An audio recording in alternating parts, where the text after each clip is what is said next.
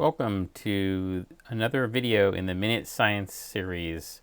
This video is called What is Herd Immunity?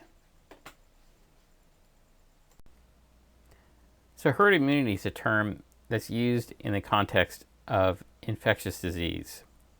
And it describes the idea that not every member of society or a population group, we'll refer to that as the herd, is required to gain immunity in order to stop the spread of a particular disease. For example, some members of that society may be too frail to risk the side effects of taking a vaccine, and some members may choose not to be injected. The other point is that immunity can be gained by either exposure to the pathogen or by vaccination, which would be the preferable path if one exists, and that the population density of susceptible people is reduced far enough, then the disease will abate.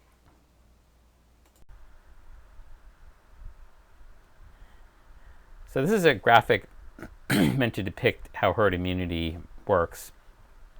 In this diagram, the yellow square, so the squares are individuals, and this yellow square is a person who has a particular disease. In this case, we'll say it's COVID-19. This orange area around it represents the region around the individual in which other people will become infected if they are inside of that distance. The different colored squares are meant to mean different statuses of their susceptibility. So these white squares are people that are susceptible. They haven't received the vaccine or been exposed, and then the green are people that have been vaccinated, and the blue are people that have had previous exposure and now have immunity.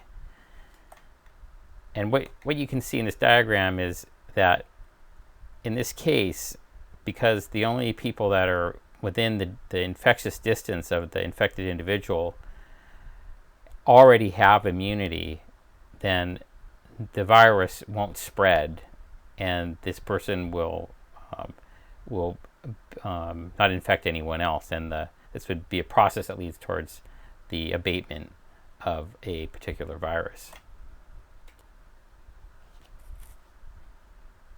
So everyone talks about this R0 number, and a lot of people don't know what it's referring to, but what it's actually referring to is the exponent in an equation that's meant to model the rate of spread of infectious disease in a population. And so from algebra, we know that when an exponent is greater than 1, it means that the curve will be accelerating upward to show growth. And when it's less than 1, it means that the curve is going down. It's sort of a self-extinguishing state. Okay, this graphic shows the effective population density on the spread of COVID, and this modulates the R0 number. So in this diagram here on the left, this is an example of a high density population, and this example on the right is an example of a low density. So this might be rural Montana, and this might be New York City, let's say. So in New York City, you've got people that are within the infectious distance of this yellow infected person, and these red squares are people that have been infected, and then they will then in turn have their region of infectability, and they'll infect more people, which will go on and infect other people, and so on and so on. So it accelerates. Where you have a rural area, this infected person never gets close enough to anyone for long enough to infect them, and then the virus just dies out on its own in that area. So what are the parameters that modulate R0? The nature of the population being attacked is one of the important ones. For example, population density, as we just talked about, the health of the population, the age demographics of the population, what countermeasures or mitigations are currently being put into effect, and what's the history of same or similar pathogens passing through that population in the past. And then, of course, continuing the parameters that modulate R0 is, of course, the nature of the pathogen itself. What its characteristics are, what cells it joins to, and how long that organism can live outside of a host. And then another really critical one in this case is COVID-19 is whether or not the host shows signs of being infectious. So if the host doesn't know that they're sick, then they're more likely that other people are going to be exposed. So we know that R0 varies. For example, in some areas, we were at R0 less than 1.0 from day one. In rural areas, for example, with little human interaction. But we can still have transient infections in those areas if an outsider comes into that area, but it will self-extinguish. Then some areas have very high R0s, for example, dense urban areas, New York being the classic example. Common use of public transport, use of elevators, or the population was caught off guard and they were unaware that a pathogen was circulating. So these are things that herd immunity is not. So it's not an anything goes, no control, free-for-all. And it's not a new or unproven idea. It's actually the typical way that through history that contagious disease has been handled through populations of people. And also we know that it's not a practical approach for pathogens that kill most of their hosts. That would be an unsuccessful thing to pursue if a large percentage of the people died. So in the special case of SARS-CoV-2, we know that we have certain groups of people that can be injured or die from the virus. We call those people the vulnerable populations.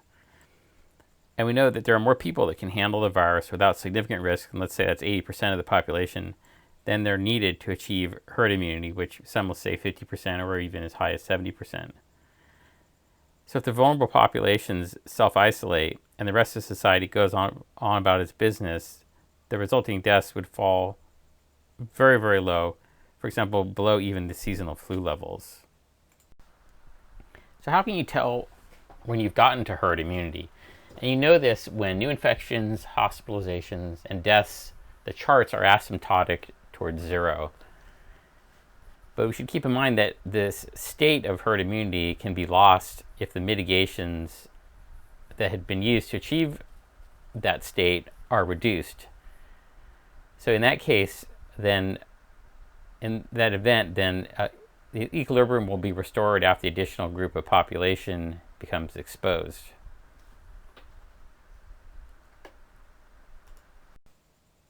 So fact number one, doesn't high levels of COVID exposure in prisons tell us that herd immunity doesn't exist? The answer is no. What it does is it informs us that R0, the rate of infection, is modulated by population density. And a prison is a very, very high population density setting that's atypical of how most people live. The other question that you hear is, herd immunity is an unproven theory. How do we know it works for COVID-19? And the answer is that there's just really no other explanation for the fall off in cases, hospitalizations, and mortality in places that had high incidence early on in the pandemic. So there'd be places like Sweden and New York and New York City and New Jersey. And I think some people, they want to chalk it up to like, oh, they're doing a great job now. And I think that's really the case of human beings sort of taking credit for what was sort of just a natural phenomena taking place. So fact three, why should we be willing to accept any more death and illness when we can hide out? And the answers are several. So the first is that because it's the hiding out process will create deaths and illness on their own, even if it was sustainable. And the other thing we know is that for every 1% of additional unemployment that's created, there'd be approximately 50,000 additional deaths in the years following the loss of unemployment. And the last point is that the deaths that you'll create by upsetting the economy will be in prime age populations instead of people that have already lived most of their lives.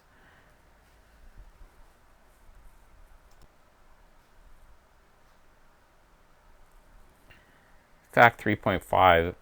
So aren't we prioritizing the economy over people's lives? And the answer is that the economy is people's lives. We produce so that we can consume.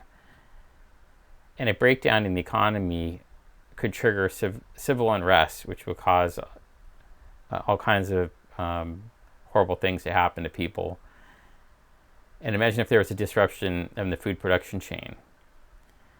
And what we also know is that in the second and third worlds, they operate with much less margin of safety. So when the economy is upset, there's going to be a lot more people that end up losing their lives or becoming ill from various diseases. So another question is, how do we open schools if, without controlling the virus, even in the first month, a kid comes to school with a virus and we have to close again? And the answer is you don't close. And we don't close when there's a flu. And we know the flu is more dangerous for kids. So they're overreacting, especially in the case of children. So the next question is, okay, this usually follows. Okay, that's fine for the kids and their futures, but what about parents and teachers? So the answer to that is that first, remember that schools exist for the benefit of kids. Like, we didn't build schools to have jobs for teachers. The other point is that parents that are young enough to have school-age children are by and large not in the vulnerable populations. Remember that the vulnerable populations are people like their grandparents. And the third point is that teachers in their vulnerable populations, these are going to be very elderly teachers, they should consider retiring. And this is a good role for their union, is to make them whole in extraordinary times like we have now. So this is a question that I hear quite often. I multiplied the mortality rate times the population of the US and the 70% herd immunity number, and I got millions of deaths. So there's a couple answers to that. First, your mortality rate is probably wrong. The number continues to fall as more and more tests come in, and it was skewed by early conditions that only tested people that were sick enough to go to the hospital. What's more, you're assuming that all age demographics have to be exposed. Ideally, you shelter the vulnerable populations. Second point is that herd immunity is achieved at much lower percentages in practice. Look at Sweden, New York, New Jersey, for example. And the last two should be considered on the high side of the density, and those are typically in the 20% ranges, or 20s. And the third point is you should consider the years of life lost, not simply lives lost, because this disease is mostly killing people that are already near the ends of their lives.